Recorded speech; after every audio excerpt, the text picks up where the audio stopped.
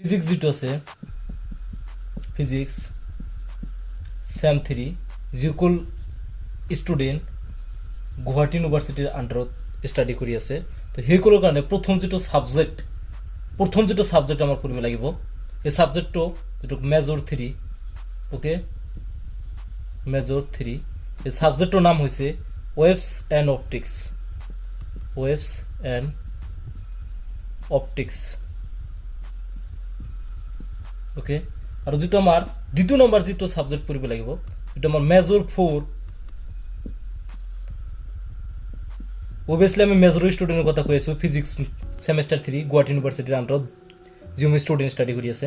তো মেজর 4 যেটো সাবজেক্ট আছে এটা হচ্ছে ইলেকট্রোম্যাগনেটিক থিওরি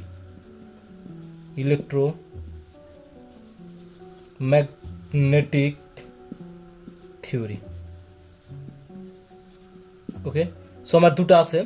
এটা ওয়েভ এন্ড অপটিক্স আর যেটো আছে ইলেকট্রোম্যাগনেটিক থিওরি যেটো মেজর 4 আর মেজর 3 আছে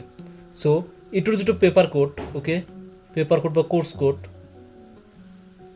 কোর্স যেটো কোড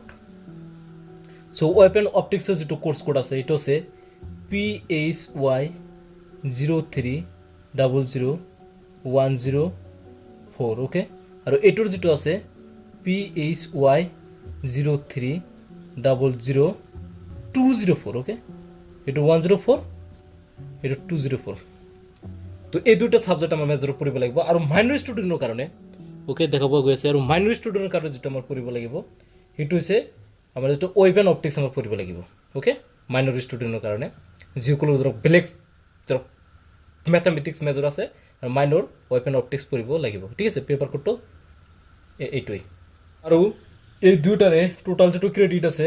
মনে রাখিব টোটাল ক্রেডিট এটার টোটাল ক্রেডিট 4 আর এটার টোটাল ক্রেডিট 4 আছে ওকে আর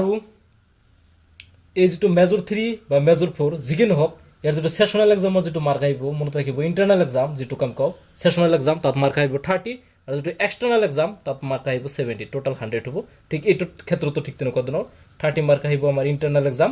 মিন্স সেশনাল এক্সাম আৰ 70 মাৰ্ক আইব আমাৰ যেটো ফাইনাল এক্সাম বুলি আমি যা কও তো টোটাল মিলাই কি হবো আমাৰ 100 হবো ঠিক আছে টোটাল মিলাই 100 হবো সো এইখিনি ছিল আমাৰ ফিজিক্স মেজৰৰ সিলেবাস আৰ যদি ইয়াৰ ডিটেইলস সিলেবাস খিনি লাগে তেতিয়াহলে ভিডিওৰ ডেসক্ৰিপশন বক্সত